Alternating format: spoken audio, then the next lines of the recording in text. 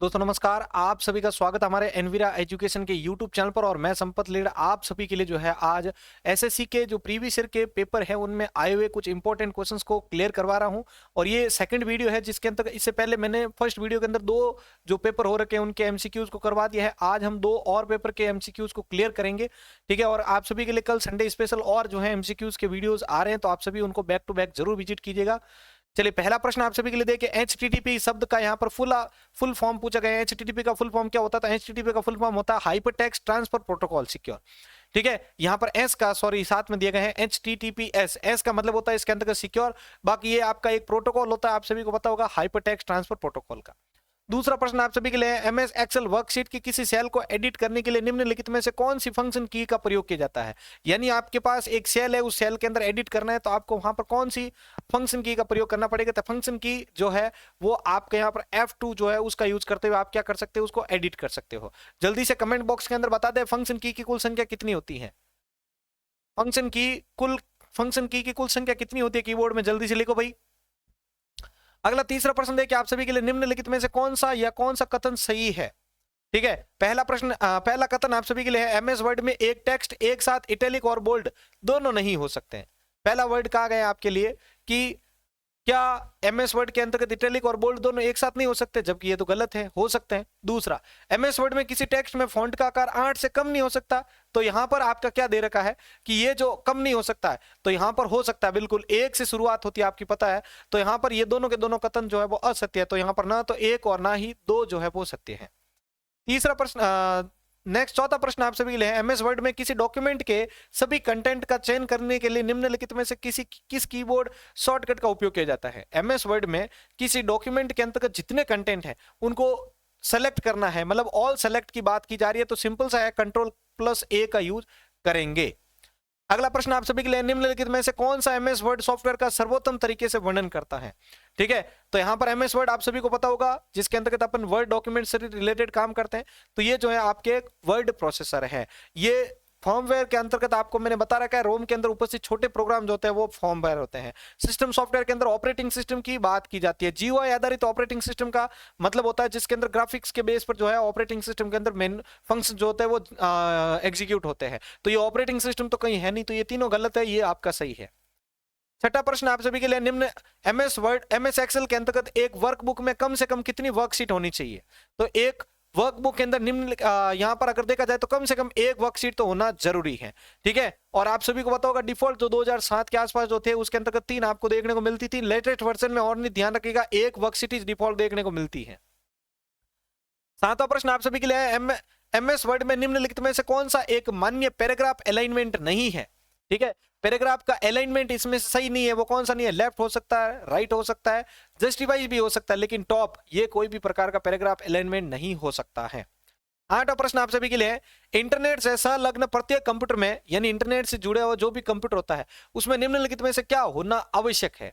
Switch, ठीक है, फिर आता आपके टर्सरी मेमोरी, आईपी एड्रेस या एलईडी डिस्प्ले। तो यहां पर आपके पास जो है आईपी एड्रेस अगर होगा तो ही आप इंटरनेट के साथ कनेक्टिविटी ले पाएंगे। आईपी एड्रेस का यहां पर जल्दी से फुल फॉर्म लिख दीजिए कमेंट बॉक्स में। आईपी का फुल फॉर्म क्या होता है जल्दी से बताएं। एलईडी का तो आप सभी को पता होगा, लाइट एमिटिंग डायोड, ठीक है। स्विच एक आपका नेटवर्किंग डिवाइस है, आपको पता होगा, जो इंटेलिजेंट डिवाइस भी होता है। अगला देखिए यहाँ पर आपके सामने नेक्स्ट प्रश्न है, निम्नलिखित एमएस एक्सेल फॉर्मूला का परिणाम क्या होगा? तो यहां पर आपके पास एक फॉर्मूला दिया हुआ, इसका परिणाम क्या आएगा? तो इसका परिणाम आएगा आपके क्या? 4, ठीक है। ये इसके अंदर डिवीजन के हिसाब से आपका फॉर्मूला दिया हुआ है। अगला प्रश्न आप सभी के लिए, ईमेल आईडी में निम्नलिखित में से किसकी गुंजाइश यानी मान्यता नहीं होती है?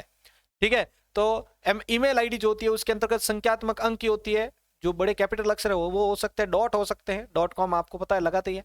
इसके अलावा यहाँ पर आप रिक्त स्थान जो होती है उसकी कोई मान्यता नहीं होती है, ध्यान रखिएगा, मान्य नहीं माना जाता है। मतलब ये यहाँ पर पहले एक पेपर के जो 10 एमसीक्यू थे वो क्लियर हो चुके हैं। सेकंड पेपर को स्टार्ट करते हैं उससे पहले मेरा सभी साथियों से रिक्वेस्ट है, जल्दी से वीडियो को लाइक करें भाई सभी के सभी। आप लोग क्यों इतने स्वार्थी हो रहे हैं भाई? मैं आपसे बार बार रिक्वेस्ट कर रहा हूं कि आप जितने भी वीडियोज आते हैं आप सभी के लिए वो आपके एग्जाम की दृष्टि से इंपॉर्टेंट है, फिर भी आप उनको आगे शेयर करने से बच रहे हैं, ठीक है। जबकि मैं आपके लिए दिन और रात मेहनत करके जो इंपॉर्टेंट क्वेश्चंस होते हैं वो आपके लिए कलेक्ट करके लेके आता हूं। तो आप सभी इसको आगे शेयर करते रहें। तो सेकंड पेपर का पहला प्रश्न आप सभी के लिए, इंटरनेट पर कंप्यूटर या सर्वर को किस नाम से जाना जाता है? इंटरनेट पर जो भी कंप्यूटर या सर्वर होता है उसको किस नाम से जाना जाता है? तो इसके अंतर्गत ध्यान रखिएगा, होस्ट के नाम से जानते हैं। किस नाम से जानते हैं? होस्ट के नाम से। यूआरएल का फुल फॉर्म क्या होता है? जल्दी से लिख दो भाई कमेंट बॉक्स में। यूआरएल का फुल फॉर्म क्या होता है? आईपी का तो आपको पता होगा, इंटरनेट प्रोटोकॉल। यूआरएल का फुल फॉर्म क्या होता है भाई? Uniform resource locator. और यूआरआई की अगर बात करें, यूआरआई, तो यूआरआई का फुल फॉर्म होता है यूनिफॉर्म रिसोर्स आइडेंटिफायर। क्या होता है भाई? Uniform resource identifier. अगला प्रश्न आप सभी के लिए है दूसरा, एमएस एक्सेल में निम्नलिखित में से कौन सी कैटेगरी का फंक्शन नहीं पाया जाता है? कैटेगरी अलग अलग होती है, आप सभी को पता होगा। टेक्स्ट बेस इसके अंदर हो सकता है, जैसे इज टेक्स्ट है, इस प्रकार के। तार्किक यानी लॉजिकल हो सकते हैं, वित्तीय यानी फाइनेंशियल हो सकते हैं, साइंटिफिक प्रकार के कोई फंक्शन नहीं हो सकते हैं, फॉर्मूला होते हैं, आपको पता होगा। अगला प्रश्न है तीसरा, सबसे पहले विकसित किया गया सर्च इंजन निम्नलिखित में से कौन सा था? ठीक है, अब इनमें से कौन सा एक सर्च इंजन था जो कि सबसे पहले जो है डेवलप किया गया था? तो यहां पर 4 ऑप्शन है आपके पास, बिंग, गूगल, याहू और एक है आपका आर्की। तो ध्यान रखिएगा यहां पर एसएससी के द्वारा, ठीक है, एसएससी के द्वारा इस सवाल को यहां पर इस सवाल के अंतर्गत इसको सही माना गया है। कई सारे साथी कंफ्यूजन में रहते हैं। सबसे पहले विकसित किया गया सर्च इंजन कौन सा था? तो सर्च इंजन सबसे पहला जो विकसित किया गया था वो था आपका आर्की सर्च इंजन। अगला देखिए, अगला नेक्स्ट प्रश्न आप सभी के लिए यहां पर है, एमएस वर्ड के निम्नलिखित में से किस टैब में टेबल विकल्प होता है जिसका प्रयोग टेबल को इंसर्ट करने के लिए किया जाता है? तो टेबल को इंसर्ट करने के लिए आपके किया जा रहा है, तो यहां पर कौन सा विकल्प होता है? तो वो होता है आपका इंसर्ट विकल्प। इंसर्ट में जाइए, वहां पर आपको टेबल का ऑप्शन देखने को मिल जाएगा। ठीक है, तो आर के सबसे पहले सर्च इंजन और इंसर्ट के अंदर टेबल होता है। 5वां प्रश्न है, निम्नलिखित में से ईमेल एड्रेस में ईमेल के कंटेंट का संक्षिप्त सारांश होता है, लेकिन ईमेल कंपोज करते समय इसकी अनिवार्यता नहीं होती है। ठीक है, निम्नलिखित में से किस ईमेल एड्रेस फील्ड में ईमेल का कंटेंट का संक्षिप्त सारांश होता है, लेकिन ईमेल कंपोज करते समय इसकी अनिवार्यता नहीं होती है? तो वो होता है सब्जेक्ट फील्ड। आपको पता होगा, पूरा डिस्क्राइब करके आपको बताना होता है इसको। अगला 6वां प्रश्न आप सभी के लिए है, एमएस वर्ड में प्रिंट विकल्प को खोलने के लिए निम्नलिखित में से किस कीबोर्ड शॉर्टकट का प्रयोग किया जाता है? तो प्रिंट विकल्प यानी प्रिंट करना है आपको डॉक्यूमेंट, तो कंट्रोल के साथ आप पी का यूज करेंगे तो क्या होगा? डॉक्यूमेंट प्रिंट हो जाएगा।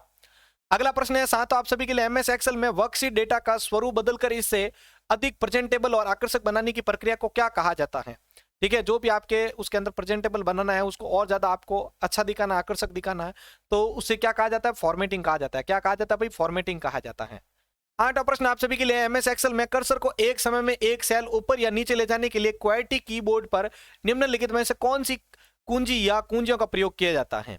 तो आपको अगर एक सेल ऊपर या एक सेल नीचे लेके आना है आपको क्वेटी कीबोर्ड के अनुसार, तो वहां पर आपको पेज अप या पेज डाउन विकल्प का प्रयोग करना पड़ेगा। 9वां प्रश्न आप सभी के लिए है, एमएस वर्ड 2007 में font size drop down list से चुना जा सकने वाला फॉन्ट का अधिकतम आकार कितना होता है? यानी आप एमएस वर्ड के अंतर्गत जो फॉन्ट को सेलेक्ट करते हो तो अधिकतम कितना होता है? तो अधिकतम होता है आपका कितना? 72। कितना होता है? 72 होता है, याद रखिएगा। अगला प्रश्न देखिए, आपका एमएस वर्ड में निम्नलिखित में से कौन सा उस डेटा के लिए एक अस्थायी भंडारण है जिसे एक प्रयोगकर्ता एक स्थान से दूसरे स्थान पर कॉपी करना चाहता है? तो आप सभी को पता होगा, क्लिपबोर्ड एक जगह है जो रैम के अंदर उपस्थित होती है। यहां पर क्या होता है, जो भी आप ऑब्जेक्ट सेलेक्ट करते हैं, टेक्स्ट या जो भी इमेज है, तो वो यहां पर आपके इसके अंतर्गत उपस्थित होता है।